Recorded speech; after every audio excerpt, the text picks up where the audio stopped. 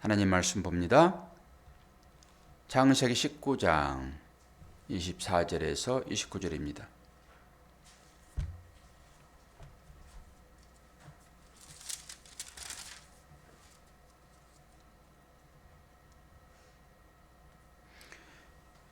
여호와께서 하늘 곧 여호와께로부터 유황과 불을 소돔과 고모라에 비같이 내리사 그 성들과 온 들과 성에 거주하는 모든 백성과 땅에 난 것을 다 엎어 멸하셨더라. 롯의 아내는 뒤를 돌아보았으므로 소금 기둥이 되었더라. 아브라함이 그 아침에 일찍이 일어나 여호와 앞에 서 있던 곳에 이르러 소돔과 고모라와 그 온 지역을 향하여 눈을 들어 연기가 옹기가마에 연기같이 치솟음을 보았더라. 하나님이 그 지역의 성을 멸하실 때, 곧 롯이 거주하는 성을 엎으실 때, 하나님이 아브라함을 생각하사 롯을 그 엎으시는 중에서 내보내셨더라. 아멘. 투표가 보통 끝나고 개표를 시작하면서 한 중반쯤 지나면은 거의 당락이 결정이 됩니다. 근데 어제는 제가 개표 상황을 보다가 도저히 안 되겠다 싶어가지고 새벽기도 시간도 있고 그래서 잠을 일찍 자고 1시 반에 일어나가지고 텔레비를 켰더니 그때까지도 결정이 안 됐더라고요. KBS에서 85% 이상 개표가 됐는데 90% 가까이 되니까 이제 당선 유력 그렇게 뜨더라고요. 그리고 저는 이제 들어가서 잠을 자고 아침에 나오면서 봤더니 그때도 개표가 끝나지 않았어요. 근데 함께 경주했던 이재명 씨가 축구한다고 그렇게 메시지 떠가지고 다행이다. 일단은 결정이 됐구나. 이렇게 생각을 했습니다. 이제 이런 날이 되게 되면은 사람들 간에 자기가 원하는 사람이 되지 않으면은 또 마음에 약간의 울분이 있고 자기가 원하는 사람이 되게 되면은 다 기쁨이 있고 그렇습니다.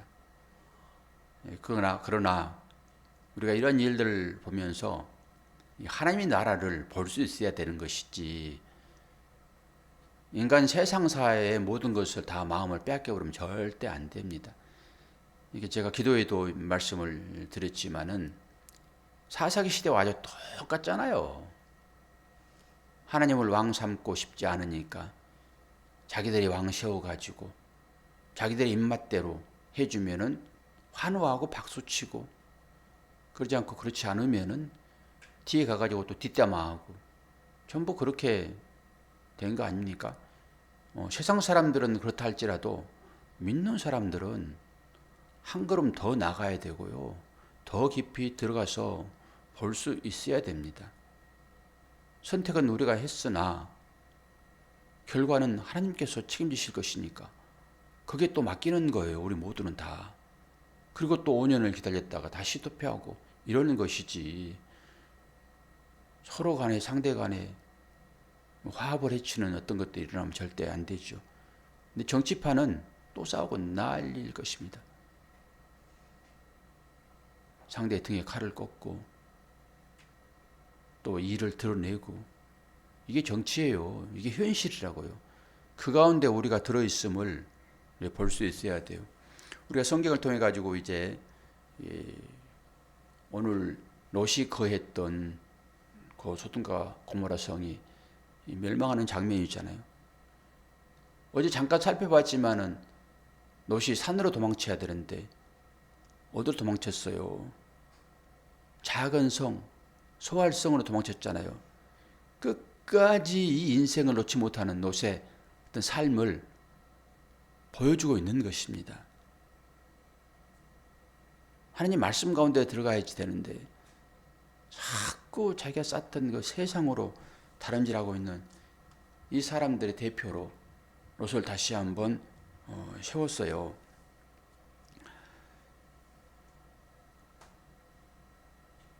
이제 아브라함이 보고 있는 상황 가운데서 저쪽 한쪽 끝에서 그 하나님의 그 심판이 떨어졌는데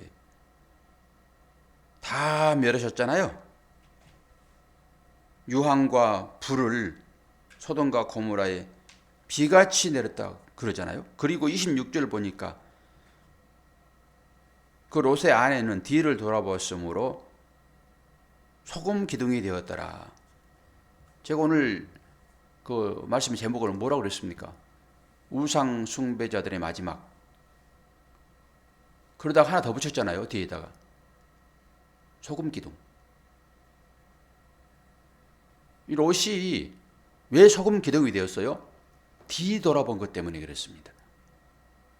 저도 늘 뒤를 돌아봐요. 어떤 뒤를 돌아봅니까? 제가 말을 해놓고 그 말이 영 탐탁지 않으면 그 말을 다시 한번 새겨보는 거예요. 이런 것이 뒤돌아보는 것이죠.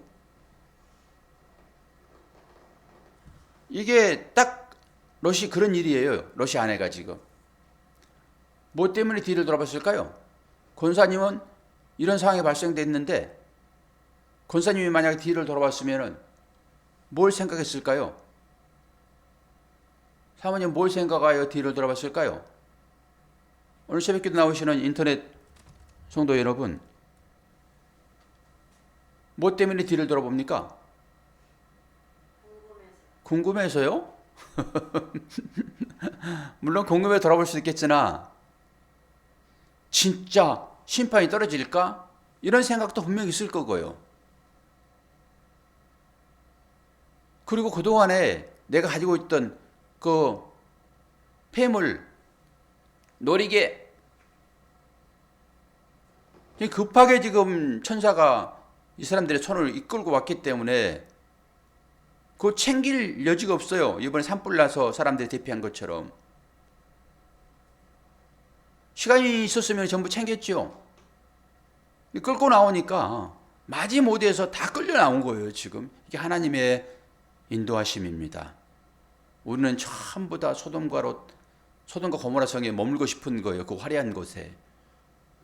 그런데 롯은 그래도 조금 앞으로 나갔고 그 아내는 뒤를 돌아보니까 산을 향하여 가라고 얘기했잖아요.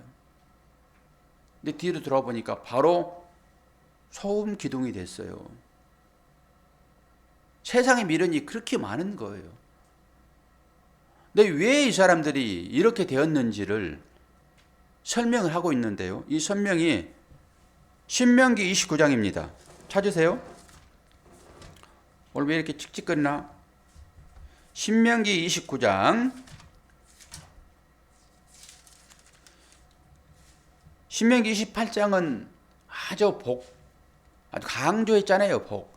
들어가도 복을 받고 나가도 복을 받고 우리가 좋아하는 그 내용이 신명기 28장에 나와 있고 신명기 29장에 나오게 되면은 23절부터 볼까요? 신명기 29장 23절 22절부터 봅시다. 너희 뒤에 일어난 너희의 자손과 멀리서 오는 객이 그 땅에 재앙과 여호와께서 그 땅에 유행시키시는 질병을 보며 지금 우리가 똑같지요. 그 온 땅이 유황이 되며 소금이 되며 또 불에 타서 심지도 못하며 결실함도 없으며 거기에는 아무 풀도 나지 아니함이 옛적에 여호와께서 진노와 격분으로 멸하신 소돔과 고모라와 아드마와 스보임의 무너짐 같음을 보고 물을 것이요 여러 나라 사람들도 묻기를 여호와께서 어찌하여 이 땅에 이같이 행하셨느냐 이같이 크고 맹렬한 노하심은 무슨 뜻이냐 하면 그때 사람들이 대답하기를 그 무리가 자기 조상의 하나님 여호와께서 그들의 조상을 애굽에서 인도하여 내실 때에 더불어 세우신 언약을 버리고 가서 자기들이 알지도 못하고 여호와께서 그들에게 주시지도 아니한 다른 신들을 따라가서 그들을 섬기고 절한 까닭이라. 설명되어 있잖아요, 지금. 이 소돔과 고모라 땅의 유황과 그 진노가 내린 것은 결국 뭐라고요? 우상 숭배 탓이라고요.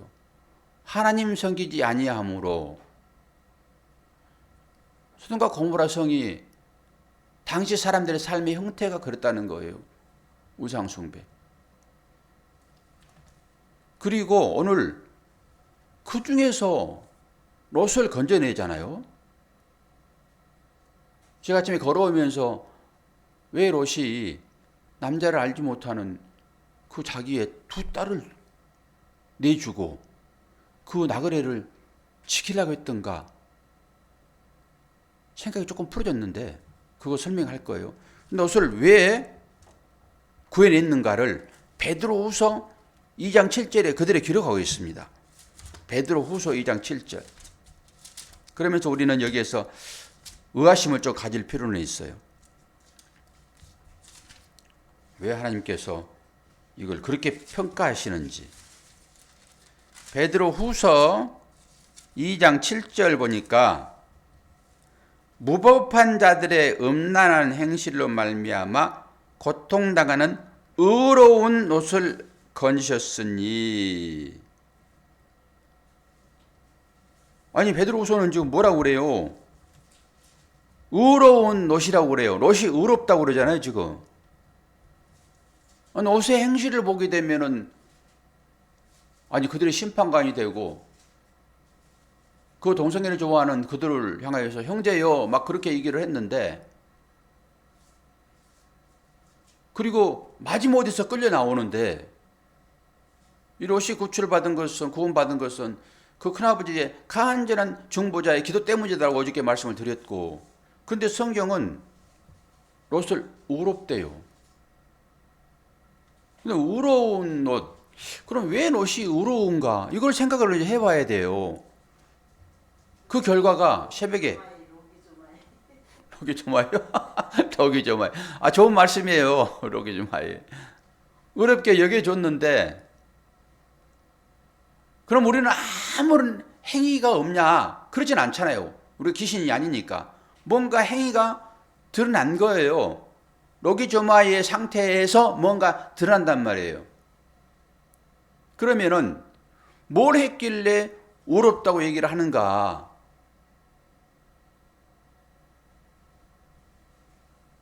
그 처녀를 내주고 나그네를 섬긴 그 일이에요. 제가 볼 때는 롯은 지금 아브라함의 중보기도 때문에 살아나는 사람이에요. 롯은 실제 삶으로 들어가게 되면은 소돔과 고모라 땅, 유황 불에 타 죽을 사람들의 삶이잖아요. 롯은 지금 그 안에 있었으니까 우리 모두가 다 그 안에 들어있다고 보시면 되는 거고요. 그런데 아브라함의 중보기도 때문에 오늘 롯을 구해줬다라고 창세기는 얘기를 해요, 마지막에. 근데 신약으로 넘어와가지고 롯이 의로운 롯을 구원했대요. 그럼 뭐가 의로운가 이게?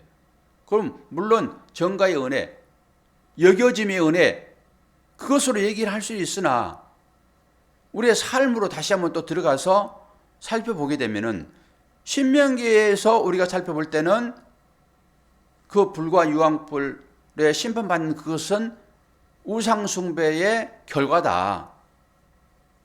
이게 마지막에 제가 이제 우상숭배가 뭔가라고 설명을 할 건데, 어제 제가 풀어지지 않았던 그 부분을 일단 저는 우리가 살아가는 어떤 세상의 질서를 얘기하지 않겠는가. 하나님께서는 이 결혼 제도를 세울 때 남자와 여자를 결혼시키잖아요. 여자와 여자를 결혼시키고 남자와 남자를 결혼시키고 그런 건 아니죠. 그건 아주 잘못된 동성애, 차별금지법에 들어있는 성소수자, 이게 지금 구약에도 있던 얘기예요. 새롭게 있던 얘기가 아니란 말이에요. 똑같이 그래요. 똑같이. 그러니까 죄악된 인간들이 사는 행태예요, 이게. 그 중에서 이 롯이 의롭다는 그 행위를 하나를 뽑자 하게 되면은, 저는 성경을 통해 가지고 우리 사람들의 어떤 행위를 여기서 본받자 이렇게 보지 말라고 말씀을 드렸어요. 뭘 받자고요? 예수 그리스도가 오고 계시는가, 이 말씀 가운데서. 하나님이 이 말씀 가운데서 오고 계시는가, 어떤 교훈을 주시고 계시는가, 그걸 말씀을 통해서 봐야 되는 거잖아요. 구약도 마찬가지고 신약도 마찬가지고. 그래야지 그것이 나에게 의미가 있고 나를 살려내지요.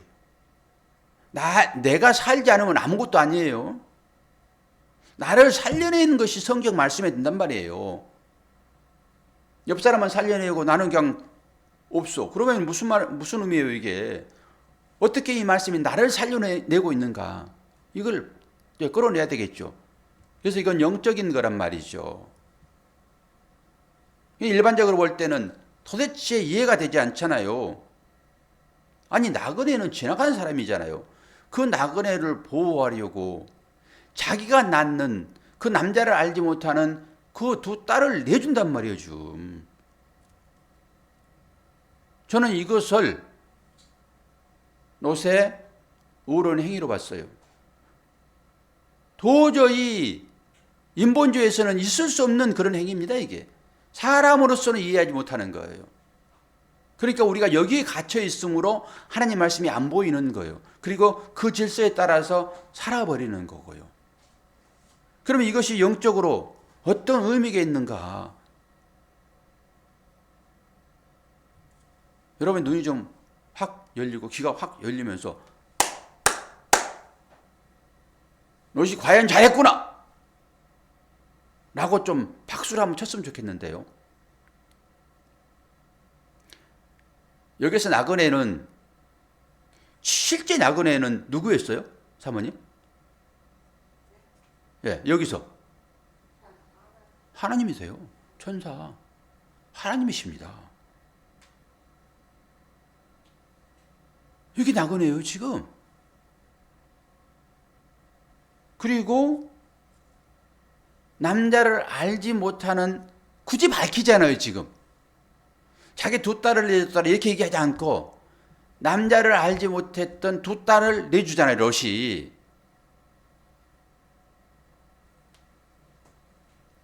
여기에 비밀이 있더라고요.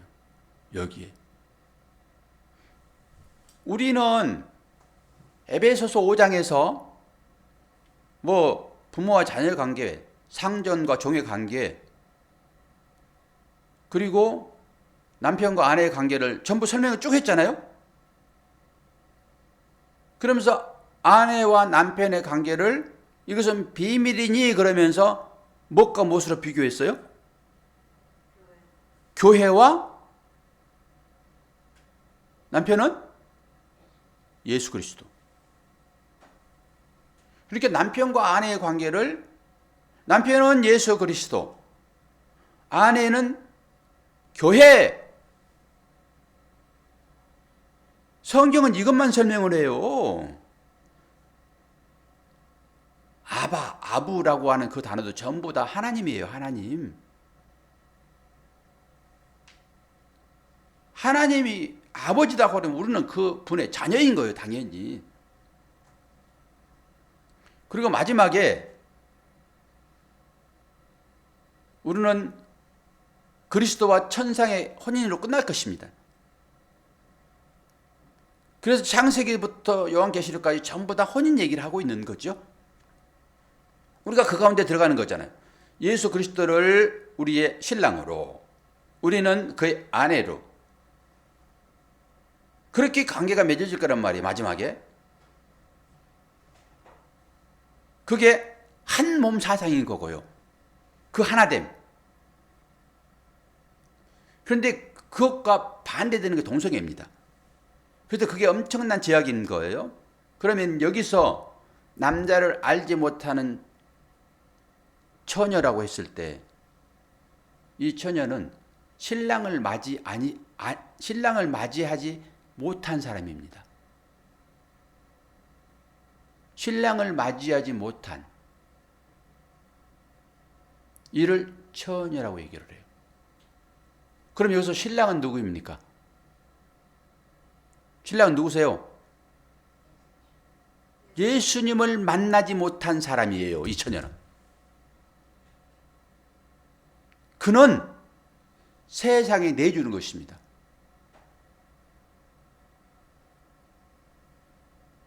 이 세상 사람들이 지금 찾아온 거잖아요. 우리는 예수를 신랑으로 맞이하기에 준비하고 있는 신부란 말이에요. 지금. 이게 처녀입니다. 이 처녀가 신랑인 예수 그리스도와 혼인을 해야 되는 거예요. 이게 하나됨이라니까요. 이 하나됨이 없는 이 남자를, 예수를 알지 못하는 이 처녀 두 명을 세상에게 내주는 거예요. 저는 그렇게 아침에 길 오는데 이게 보여지더라고요. 그렇게. 아, 여기에서도 그리스도가 분명하게 들어있구나. 근데 우리는 일반적인 걸로만 이걸 보잖아요. 구약 전체가 일반 사람들의 삶의 영역을 얘기하고 있잖아요, 지금.